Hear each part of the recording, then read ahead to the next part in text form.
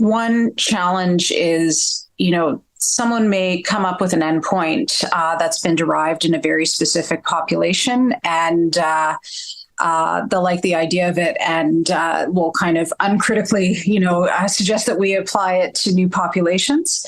For example, this concept of the quote unquote utility weighted modified Rankin scale was being touted as a patient, quote, patient-centered outcome, because you would kind of look at the correlation between the EQ5D and you would weight that against the, which is a quality of life scale, and you would weight that against the modified Rankin scale. But the kind of original formula they were using for this utility-weighted MRS was derived from the Oxfordshire Community Stroke Project, which was a predominantly male, elderly British cohort that may not necessarily, have the same quality of life ratings post-stroke that other cohorts may. So, one thing that we've done previously is just, looking at different groups and how they rate post-stroke quality of life, and suggesting that you may take, outcomes that are very specific to your patient cohort, even if you're using the same scales to measure them. Another thing is, I think you have to think about the natural history of the disease. For example, a 90-day outcome for, something like acute ischemic stroke trials may not necessarily be the timing at which you should look at outcomes, for recovery over time for, say, something like cerebral venous thrombosis.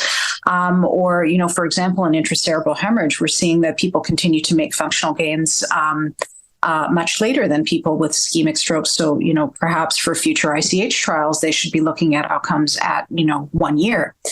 And of course, there's a question of what the most meaningful outcomes are in particular for certain groups.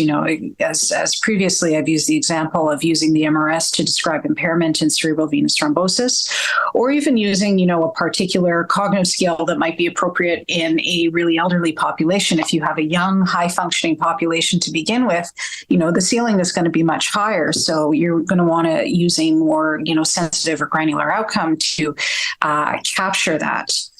The one thing I'll say, though, is that, another thing about every patient population being different is that different groups will tolerate different types of assessments and how long they take. So you're trying to ball up all these challenges, and you're also trying to do it efficiently in terms of, something that a patient is going to be able to bear with you for repeat assessments.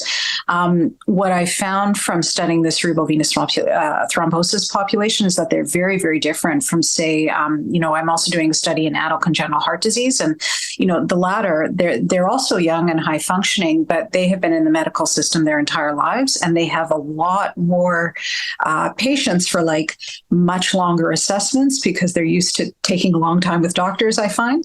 Whereas patients with cerebral venous thrombosis, they've been previously not in the medical system, they feel lousy, they want to get on with their lives, and so we had patients that were much less willing to tolerate, cognitive assessments, even briefer ones over time, because they had to get back to their kids and their jobs and everything else. So those are, I think, some of the considerations in planning trials. It's fun, but it's challenging.